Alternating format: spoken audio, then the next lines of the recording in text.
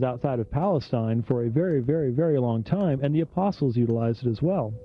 And so when someone says something is corrupt, what do they mean by that? Do they mean that it has been purposefully altered, or do they mean that it has textual difficulties? The Septuagint has textual difficulties. No one denies that.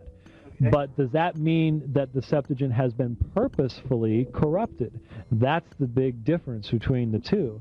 And the King James translators themselves, I hope everyone will take the time to read. In fact, I quote from it in the book, but if you ever get a chance to read the introduction to readers that the King James originally carried, you'll discover that they talk about the fact that they utilized the Septuagint, they compared the Septuagint. If the King James translators did it, certainly I think we have a warrant to do so as well.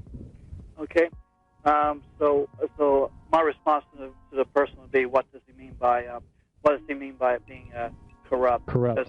Because what he was saying was that he goes, Septuagint was supposed to be written by 70 scribes, but it was 72 scribes, so to speak. Yeah. And that's where he was, I guess, where him or the author or one is trying to draw a conclusion that if there's 72, then how can we trust the Septuagint? That's straining it. Yeah, that's really straining, especially question a little bit. Especially because the letter that they're referring to there that gives the number of scribes that are allegedly involved is a later embellishment, and scholars don't believe that that's the actual story about how it happened. The Septuagint that we have today developed over time. But there is one thing I'd like to address.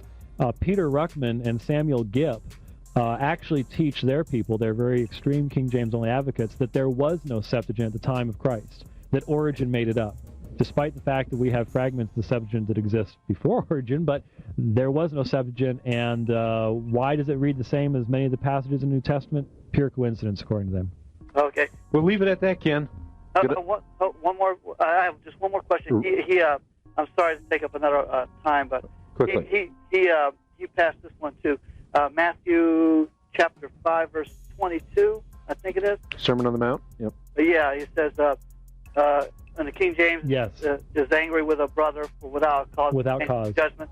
Yeah, and the same passage in the NSAV or NIV, he was saying, well, why is without cause omitted from those two versions? The question.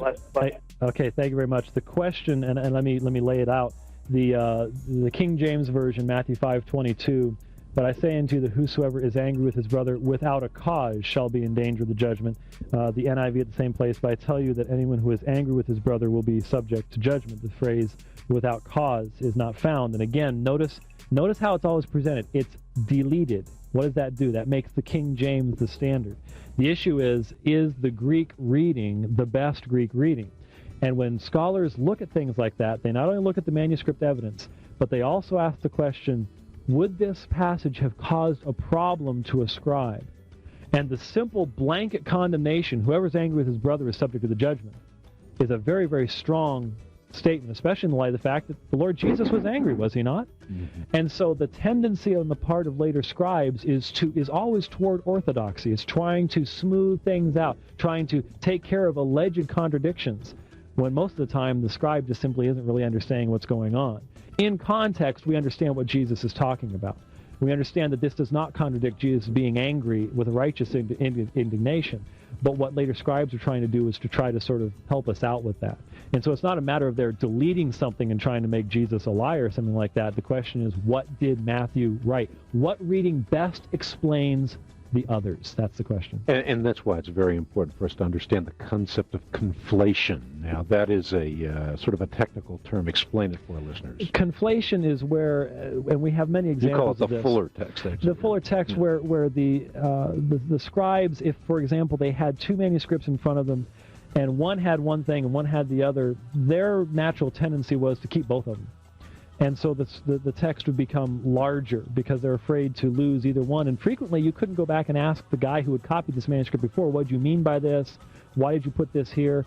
Or why did you put this in the margin, for example? Maybe the guy made a note in the margin. You'd stick it in your text because you would want to maintain everything that was there. And another reason why the Byzantine text is longer is because of the fact that we like to use longer terms when we're pious. I remember doing a radio program and we were talking about Mormonism. This lady called in and said, You all are wonderful. I like what you're doing. You hear that all the time. Y'all, whenever everyone calls in and says, I love what you're doing, get ready to duck. Gotcha. You know, Yeah. they're coming after you. But she says, you keep saying Jesus said this and Jesus said that.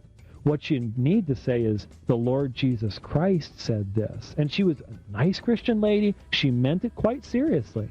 But that type of piety is very much at play in the later manuscripts of the New Testament and what the scribes were doing as well in the expansion of titles.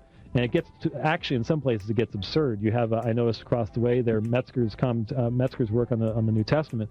He has some examples in there where the book of Revelation, for example, the title given to John and the descriptions of John end up taking about a paragraph. In some later ones, the beloved theologian, apostle, disciple, and I mean, it just gets long and long and long and long. We have a lot of examples of that happening. For everybody hanging on right now, I want you to be patient. I'm going to get to you. We're going to stay here as long as it takes.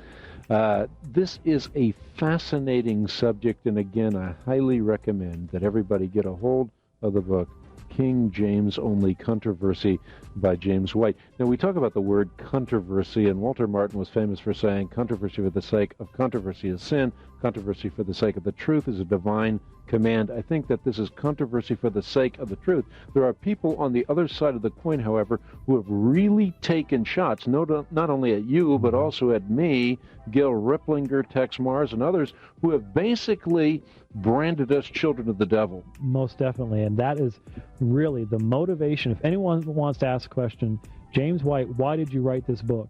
I wrote this book because the King James Only controversy splits churches. It damages ministries, and it disrupts the peace of the Church of Christ. And it does so on the basis of falsehoods and ignorance. And that's why I wrote the book, because I know of churches that have been damaged severely. I get letters all the time from people who've read the book that relate to me what happened to them in their churches. And when something touches the local church, that really is of a concern to me, and that's why I wrote the book.